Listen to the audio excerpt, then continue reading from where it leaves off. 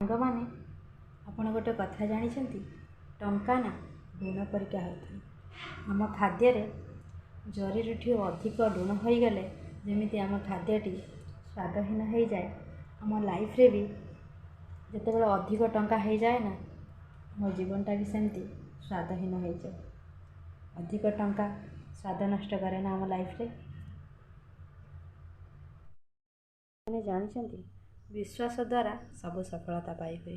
ଯେମିତିକି ମୋର ଏଇ କାମ ଉପରେ ବିଶ୍ୱାସ ଅଛି, ମୁଁ କରିପାରିବି, ତ ଆମେ ସଫଳତା ପାଇଯାଆନ୍ତି। ମୋର ଏଇ ମଣିଷ ଉପରେ ବିଶ୍ୱାସ ଅଛି, ସେ ମୋତେ ଧୋକା ଦେବନି, ତ ଆମେ ସଫଳତା ପାଇପାରିବୁ। କିନ୍ତୁ ଯେଉଁଠି ସନ୍ଦେହ ଆସେ, ଏ କାମ ଉପରେ ହେଉ କି ମଣିଷ ଉପରେ ହେଉ, ସେଠି କୌଣସି କାମ ଆରମ୍ଭ ହିଁ ହୋଇପାରେନି। ହଁ କି ନା? ସତ କଥା ନା? ବିଶ୍ୱାସରେ ସବୁ ଅଛି, ଅବିଶ୍ୱାସରେ କିଛି ବି ନାହିଁ। ତ ସେତେବେଳେ ବୁଡ଼ିଯାଏ ଯେତେବେଳେ ସେ ପହଁରିବା ଛାଡ଼ିଦିଏ। ସେମିତି ଆମ ଲାଇଫ୍ରେ ଆମେ ସେତେବେଳେ ହାର ମାନିଯାଆନ୍ତି ଯେତେବେଳେ ଜୀବନର ସଂଘର୍ଷ କରିବା ଆମେ ଛାଡ଼ି ଦେଇଥାନ୍ତି। ସମସ୍ୟା ଅଛି ମାନେ ସମାଧାନ ବି ଅଛି, ତ ହୋପ୍ ଛାଡ଼ନ୍ତୁନି। ଆଶା ଥିବ ତ ସବୁ ସମସ୍ୟାର ସମାଧାନ ହେଇଯିବ। ସତ କହିବି ନା? ତା'ର ସୀମା ଲଙ୍ଘିଗଲେ ବନ୍ୟା ଆସିଥାଏ, ବହୁତ ଧନ ଜୀବନ ନଷ୍ଟ ହୋଇଥାଏ। ସେହିପରି ଆମ ବାଣୀ ଯେବେ ଲିମିଟ୍ କ୍ରସ୍ କରିଯାଏ ନା, ବହୁତ ସମ୍ପର୍କ ନିଜଠୁ ଦୂରେଇ ଯାଆନ୍ତି। ଆଉ ଯେତେ ଚେଷ୍ଟା କଲେ ବି ସେ ସମ୍ପର୍କରେ ସେଇ ବିଶ୍ୱାସ, ସେଇ ଭରସା ଥାଏନି। ତେଣୁକରି ସଂଯମ ରଖି ନିଜର କଥାବାର୍ତ୍ତା କରନ୍ତୁ। ମାନେ ଗୋଟେ କଥା ମୋ ମନକୁ ଆସିଛି, ଆପଣଙ୍କର ଯଦି ଜୀବନରେ ଜଣେ ଖରାପ ଲୋକଙ୍କ ସହିତ କେବେ ଝଗଡ଼ା ହୋଇଯାଏ, ତ ଆପଣ ସେଠି ଜାଣି ଶୁଣିକି ହାରିଯିବା ଦରକାର। କାହିଁକି ନା ଆପଣ ଯେତେ ସତ କଥା କହିଥାନ୍ତୁ ନା କାହିଁକି, କି ଆପଣଙ୍କ କଥାରେ ଯେକୌଣସି ଗୋଟେ ଦମ୍ ଥାଉ, କାରଣ ଆପଣ କୁକୁରଠୁ ବେଶୀ ଭୋକି ପାରିବେନି। ସୋ ସେଠି ନିଜେ ଜାଣି ଶୁଣିକି ହାରିଯିବା ବହୁତ ଭଲ ହେବ। ହଁ କି ନା? କିଏ ଠିକ୍ କିଏ ଭୁଲ ଏଠି ସମୟ କହିବ। କାହିଁକି ନା ଜୀବନର ମିଛ ଲେଖକ ଆଉ ଏକପକ୍ଷ ବିଚାରପତି ଏଠି ଅଭାବ ନାହାନ୍ତି।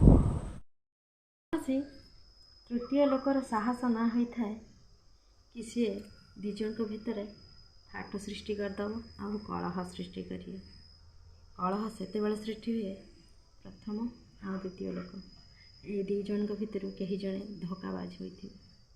ତାପରେ ଯାଇକି ତୃତୀୟ ଲୋକ ଫାଇଦା ଉଠାଏ ଆଉ କଳହ ସୃଷ୍ଟି କରେ। ଠିକ୍ କହିଲି ନା?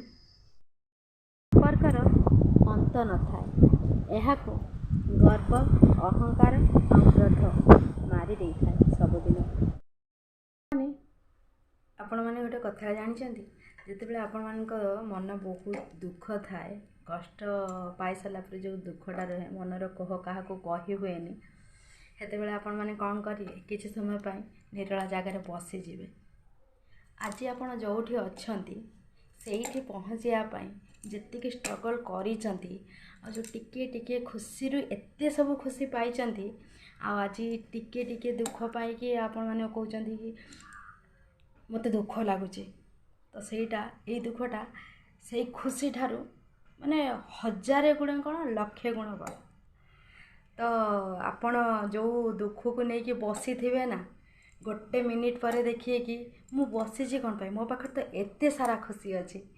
ତ ଏତେ ସାରା ଖୁସି ଥାଇକି ମୁଁ ଏଇ ଗୋଟିଏ ଦୁଃଖକୁ କ'ଣ ଧରିକି ବସିବି କି? ଏଇଟା କରିକି ଦେଖନ୍ତୁ, ଭଲ ଲାଗିବ। ସବୁବେଳେ କୁହନ୍ତି ମୁଁ ତ ସହିତ ଅଛି, ମୁଁ ତ ସାଥିରେ ଅଛି, କିନ୍ତୁ ଉପଯୁକ୍ତ ସମୟରେ ସଠିକ୍ ପ୍ରମାଣ ଆଉ ସାଥ ଦିଅନ୍ତି ସେଇମାନେ ଯେଉଁମାନେ ମୁହଁ ଥାଏ କିନ୍ତୁ ମୁଖ ପରିକା ରୁହନ୍ତି। ଆପଣ ଗୋଟେ କଥା ଜାଣିଛନ୍ତି, ଆମର ଯେଉଁ ଛୋଟ ପିଲାମାନେ ଅଛନ୍ତି, ଆମେ ତାଙ୍କୁ ଖେଳନା ନଦେଲେ ସେ କିଛି ସମୟ ପାଇଁ କାନ୍ଦିଥାନ୍ତି, ତାପରେ ସେ ବୁଝି ଯାଇଥାନ୍ତି ଆଉ ଚୁପ୍ ହେଇଯାଇଥାନ୍ତି। ସେହିପରି ଆମେ ଯଦି ଛୋଟ ପିଲାମାନଙ୍କୁ ଭଲ ସଂସ୍କାର ନ ଦେବା ନା, ତ ସେ ଜୀବନ ସାରା କାନ୍ଦିଥାନ୍ତି।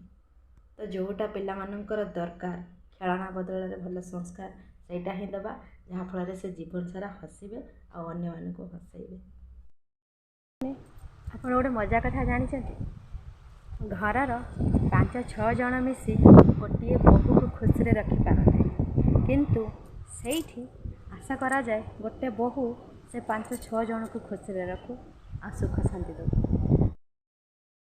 ପିଲାମାନେ ଯେତେ ବି ଦୁଷ୍ଟ ହୁଅନ୍ତୁ ନା କାହିଁକି, ଯେତେ ବି ଚଗଲା ହୁଅନ୍ତୁ ନା କାହିଁକି, ଯେତେ ବି ବଦମାସ କରନ୍ତୁ ନା କାହିଁକି, ଘରର ପରିବାର ଲୋକମାନେ କେବେ ତାଙ୍କ ହାତ ଛାଡ଼ନ୍ତିନି। କାହିଁକି ନା ଆପଣ ଯଦି ଘର ଭିତରେ ତାଙ୍କ ସାଥ ଛାଡ଼ିଦେବେ, ତାଙ୍କ ହାତ ଛାଡ଼ିଦେବେ, ଘରର ବାହାରର ଲୋକମାନେ ବହୁତ ଖରାପ ଆଉ ଦୁଷ୍ଟ ପ୍ରକୃତିର ଲୋକମାନେ ବହୁତ ଅଛନ୍ତି, ସେମାନେ ସାଙ୍ଗେ ସାଙ୍ଗେ ସେମାନଙ୍କ ହାତ ଧରିଥାନ୍ତି ଆଉ ସେମାନଙ୍କୁ ଖରାପ ବାଟରେ ନେଇଯାଆନ୍ତି।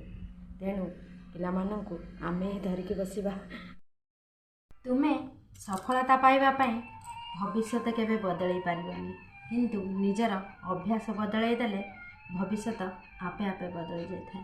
କାରଣ ସେହି ଅଭ୍ୟାସ କ୍ରମେ ସଫଳତାର ରାସ୍ତାରେ କେତେବେଳେ ଆପଣ ଚାଲି ପଡ଼ିଥାନ୍ତି ସେଇଟା ଆପଣ ନିଜେ ବି ଜାଣିନଥାନ୍ତି। କିଛି ନିୟମ ଅଛି ଯେଉଁଟାକି ଆମକୁ ମାନିବା ପାଇଁ ହେବ। ଯେମିତିକି ଆମେ ଦାନ କଲେ ତୁଣ୍ଡ ଖୋଲିବା ନାହିଁ, ଆଉ ଭୋଜି ଦେଲାବେଳେ ମୁଣ୍ଡ ଗଣିବା ନାହିଁ। ସେମିତି ଘର ଯେତେବେଳେ ଆମେ କରନ୍ତି ନା, ସେତେବେଳେ ଖର୍ଚ୍ଚ ବି ଲେଖନ୍ତିନି, ଖର୍ଚ୍ଚ ଲେଖିବା ନାହିଁ। ଆଉ ଫଳ ତ ଆଶା ନ କରିବା ଭଲ, କାରଣ ବହୁତ ଗଛ ଲଗାଉଛନ୍ତି ଆମେ, ଆଉ ଉଦ୍ଭିଦ ବି ଲଗାଉଛନ୍ତି, ଆଉ ମଣିଷ ଗଛ ବି ଲଗାଉଛନ୍ତି। ତ ଫଳ ପାଇଁ ଜମାରୁ ଆଶା କରିବା ନାହିଁ।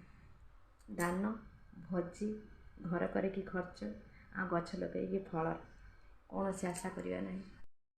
ଭଗବାନ ଜୀବନର ଦୁଃଖ କଷ୍ଟ ଆଉ ଅସୁବିଧା ସମୟରେ ଯେଉଁ ଶିକ୍ଷା ଆମେ ପାଇଥାନ୍ତି, କୌଣସି ସ୍କୁଲ କଲେଜ କିମ୍ବା ଆଉ କୌଣସି ଜାଗାରେ ଆମେ ସେଇଟା ପାଇନଥାନ୍ତି। ହଁ କି ନା? ଅସୁବିଧା ସମୟରେ ଆଉ ଦୁଃଖ କଷ୍ଟ ସମୟରେ ହିଁ ଭଲ ଶିକ୍ଷା ମିଳିଥାଏ, କିଏ ନିଜର ଆଉ କିଏ ପର। ଠିକ୍ କହିଲି ନା? ଆପଣମାନେ ଜାଣିଛନ୍ତି ଗୋଟେ କଥା, ଜୀବନର ସବୁଠୁ ଖୁସିର ମୁହୂର୍ତ୍ତ କ'ଣ? ସେଇଟା ହେଉଛି ଆମ ପାଇଁ ନିଦ। ନିଦ ଏମିତି ଗୋଟେ ମୁହୂର୍ତ୍ତ, କିଛି ଘଣ୍ଟା କିଛି ସମୟ ପାଇଁ ଆମକୁ ନିଜର ଦୁଃଖ କଷ୍ଟ ଆଉ ଯନ୍ତ୍ରଣା ଠାରୁ ଦୂରେଇ ରଖେ। ଆମେ ସେତିକି ସମୟ ସବୁକିଛି ଆମେ ଭୁଲି ଯାଇଥାଉ ଯେ ଆମ ସହିତ କ'ଣ ଘଟିଛି, କ'ଣ ଘଟୁଥିଲା, କ'ଣ ଘଟୁଛି, ସେଟା ସବୁ ଆମେ ଭୁଲି ଯାଇଥାନ୍ତି। ତେଣୁକରି ଆମର ଖୁସିର ମୁହୂର୍ତ୍ତ ନିଦକୁ ଆମେ ପୁରାପୁରି ଏନ୍ଜୟ କରିବା। ପିଲାମାନେ ଆମ ଆଖପାଖରେ ବହୁତ ଲୋକ ଥାଆନ୍ତି ଯେଉଁମାନେ ଭୁଲ କରନ୍ତି। ଯିଏ ପ୍ରଥମ ଥର ପାଇଁ ଭୁଲ କରୁଛି ତାକୁ କ୍ଷମା କରିଦିଅନ୍ତୁ। ଯଦି ସେଇ ଭୁଲ ସେ ଦ୍ୱିତୀୟ ଥର କରେ ତାହେଲେ ବି ଆପଣ ଭୁଲଟିକୁ କ୍ଷମା କରିଦିଅନ୍ତୁ। କାହିଁକି ନା ମଣିଷ ମାତ୍ରା ହିଁ ଭୁଲ ହେଇଯାଇଥାଏ। ଯଦି ସିଏ ସେଇ ଭୁଲଟିକୁ ତୃତୀୟ ଥର ପାଇଁ କରୁଛି ତ ଆପଣ ତାଠୁ ଦୂରେଇ ଆସନ୍ତୁ, ନହେଲେ ତାକୁ ଆପଣଙ୍କଠୁ ଦୂରେଇ ଦିଅନ୍ତୁ। କାରଣ ତୃତୀୟ ଥର ଭୁଲଟା ତା'ର ଭୁଲ ନୁହଁ, ସେଇଟା ହେଉଛି ତା ପ୍ରକୃତି। ତା'ର ପ୍ରକୃତି ହେଉଛି ବାର ବାର ଭୁଲ କରିବା ଆଉ ଲୋକମାନଙ୍କୁ କଷ୍ଟ ଆଉ ଯନ୍ତ୍ରଣା ଦେବା। ସୋ ଆପଣ ଦୂରେଇ ଆସନ୍ତୁ, ନହେଲେ ତାଙ୍କୁ ଆପଣଙ୍କଠୁ ଦୂରେଇ ଦିଅନ୍ତୁ। ଠିକ୍ କହିଲି ନା?